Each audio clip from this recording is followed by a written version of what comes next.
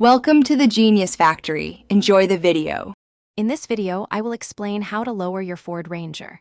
Many owners choose to lower their trucks for a custom look and improved performance. A lowered stance can give your Ranger a more aggressive appearance and often enhances handling by reducing the center of gravity.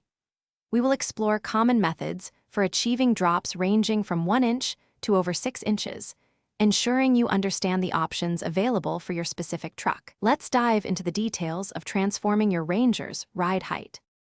For the front of your Ford Ranger, several methods can achieve your desired drop. If your truck has torsion bars, you can loosen the adjuster bolts for a subtle drop of about 1 or 2 inches. For coil-sprung models, replacing the factory springs with lowering coils is a popular choice, typically yielding a 2 or 3 inch reduction. Older Rangers with twin I-beam suspension often require dropped I-beams for a 3 to 4 inch drop, which also helps maintain proper alignment. More aggressive drops might involve aftermarket lower control arms. Moving to the rear of your Ranger, several effective methods are available. Lowering blocks are a straightforward option, typically providing a drop of 1 to 3 inches by placing them between the leaf springs and axle. Drop shackles replace your factory shackles, offering a 1 or 2 inch reduction.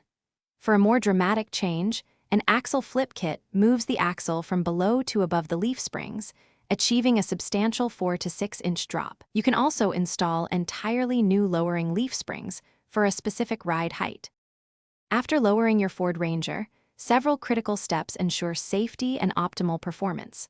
A professional wheel alignment is absolutely essential to correct suspension geometry and prevent uneven tire wear.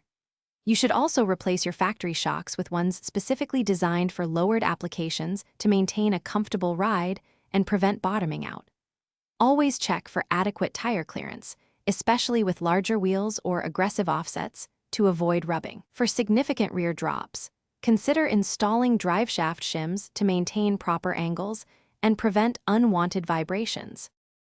Thanks for watching. If you found this helpful, don't forget to like and subscribe.